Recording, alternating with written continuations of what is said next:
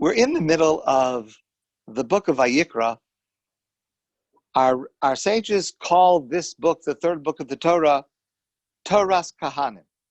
And that is translated into Latin, Leviticus, which means the laws of the priests or the laws of the Levites. And certainly the theme of Vayikra is the actions, the rituals, and the laws that pertain to the Kohanim and the Leviim, the priests, in their official capacity as holy and spiritual leaders of the Jewish people. And therefore, as every book has a theme, and all of the content of a book has to arrange itself around that theme, we certainly need to understand those parts of the book of Vayikra that don't on the surface appear to be parts of the laws of the Kohanim. So last Shabbos, yesterday, we had a double parsha, which really exemplifies that very well. And I want to use that to understand something in this week's parsha, which is the parsha of Emor. So last week we had the parsha, last Shabbos, yesterday we had the double parsha, Achrei Mos Kadosh. So Achrei Mos starts with the section of the laws of the Kohen Gadol, the high priest, on Yom Kippur, how he should officiate on Yom Kippur. And that certainly is the prototype of the holiest day, the holiest moment, the holiest person, the Kohen Gadol, what he does in this moment of intimacy, of privacy within the Kodesh HaKadoshim. That certainly fits within the theme of the book of Vayikra. And the ceremonies that he is performing include ceremonies with incense, which is certainly a spiritual endeavor, sprinkling drops of dam, of blood from the karbanos, which relates to the sacrifices. So that part fits in with what I would say is our preconceived notion of what is holiness and what is sanctity and what belongs in the book of Vayikra. Just to skip for a moment, if we look at this week's parsha, this coming week's parsha, which is the parsha of Emor, so here we have a section of laws for the Kohen that are practical behavioral laws. And by the way, these laws in Parshas Emor are largely applicable to us today. So for example, that a Kohen is not supposed to come into contact with a dead body, which means not to attend a funeral, except if it's, God forbid, an immediate family relative, family member. The limitations on who a Kohen can marry, that also is practically applicable even today. And so, again, that certainly fits in well with the theme of the book of Vayikra. It's the laws of the Kohanim. What seems at first glance to stand out, is the second half of yesterday's Parsha Kedoshim. Because while the Torah does begin the words with Kedoshim Tiyu, be holy, which sounds like it is continuing the theme of the holiness of the Kohen and the Levi and the Beis Hamikdash and the sacrifices, yet the content of the Parsha is this potpourri of many, many mitzvos, much of which are from person to person, not limited to the Kohen.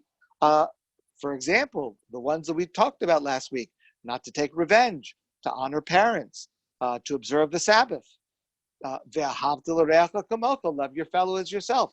All of these are, number one, not intuitively part of what is considered holiness, and number two, not limited to a Kohen. They apply to everyone. And I think I suggested this earlier, and I think Rabbi Alex also suggested it during the week last week, and I think the message is it's not out of place. It's not out of place. The sanctity and holiness of the Kohen and the Levi, number one, is not limited to ritual acts between man and God. They also include acts of moral acts or acts of kindness between one person and another. That's number one. And number two, acts of sanctity and holiness are not limited to Kohanim. They apply to everyone. A Kohen And a Levi will have certain special mitzvos to relate to it. But the overall goal will apply to every single human being and commanded to every single Jewish person.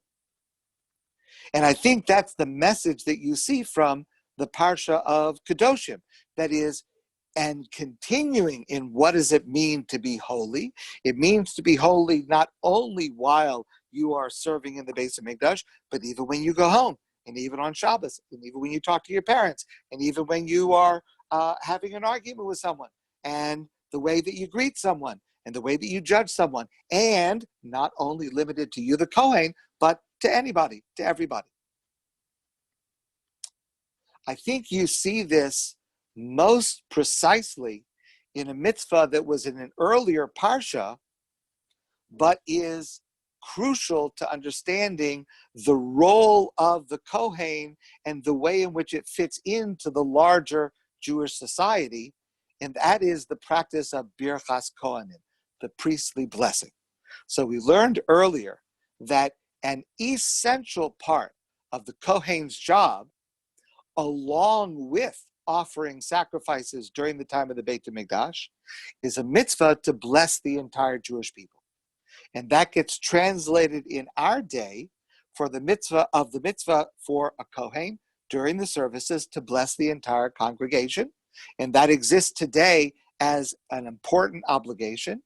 But that is important because it teaches us that that part of a Kohen's role is as important and is as essential to being a Kohen and as essential to being holy as the parts relating to sacrifices and incense and the Kodesh HaKodashim as follows. So I think what the book of Vayikra is trying to teach us is these two lessons. You want to know what holiness is? Number one, holiness is sacrifices. It's Beis Hamikdash. It is the Kohen. And it is also everyday activity. And it is also every single person. I heard a story. I wish I had thought of this before I heard the story, but I'm confessing that I heard the story first. So I heard this story about a couple who lives in Lakewood, in Teaneck, and it's an older couple, and both of them are not well. And of course, they were alone on Pesach. And the day after Yom Tov, the first day of Chol HaMoed, someone came to their door and knocked on the door and then stood back a safe distance. And they opened the door, they recognized this young person. And this person said to this couple, I'm a Kohen. And of course, there was no shul. So Birchas Kohanim, the priestly blessing, can only be said within a minyan. So he said, I'm a Kohen. I did not have the opportunity to give the priestly blessing, the Birchas Kohanim, to anybody.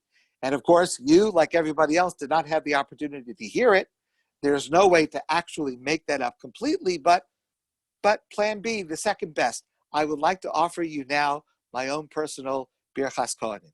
And so the two of them stood in their doorway, and this Kohen stood on the sidewalk, and he lifted his hands, and he gave them the bracha, Yevarechecha Hashem Yishmerecha, Yo'er Hashem Panav Elecha V'Yichuneka, Yisa Hashem Panav Elecha V'Yasein L'cha Shalom, and it was an extremely moving moment. Of course, it doesn't fulfill the letter of the law of Birchas Kohanim on Yom Tov, but it certainly gives a lift to people, and to be able to receive a bracha from a Kohen at any time, it's got to mean something important. So I wish I had this idea before I heard the story, but spurred by that story, I want to suggest the following, and I'll use you as a soundboard. So I don't know if we will be back in shul for Shavuos. We're now at the midpoint of the Omer, so we have half the Omer left until Shavuos. I can't say that I am optimistic that we'll be back in shul that quickly. At the same time, if there would be some safe way that experts tell us it's possible, it would be an amazing thing. But if we're not, I'm thinking about the idea of having a Birchas Kohanim event on the day before Shavuos. So the idea would be, and you'll give me your feedback. The idea would be we'll contact as many Kohanim as we can and get them to agree. And once we have a committee of Kohanim that will agree, let's say we have 4 or 5 or 6, then we'll announce to people, would you like a Kohen to come by on the afternoon before Shavuos, and you'll stand at your doorway, and the Kohen will stand at the street, and the Kohen will give you a bracha. And if you want, sign up. And I don't know how many people will be able to reach. First come, first serve. Might have a problem with people in apartment buildings. I'll have to work that out. Maybe they can stand at their window if it's not too high. We'll work out the details. But this way, at least we would give people the feeling that a Kohen was coming to visit and giving them the bracha. Not exactly the right time, not exactly the traditional way, but it might be something that provides blessings to at least part of the Jewish people. Certainly as important as bringing groceries and other acts of kindness that we're trying. So maybe that's an idea that we'll try. And again, it helps us to envision the role of the Kohen and the concept of holiness and sanctity as one that connects us both to God and to each other. I want to wish you all a very happy day.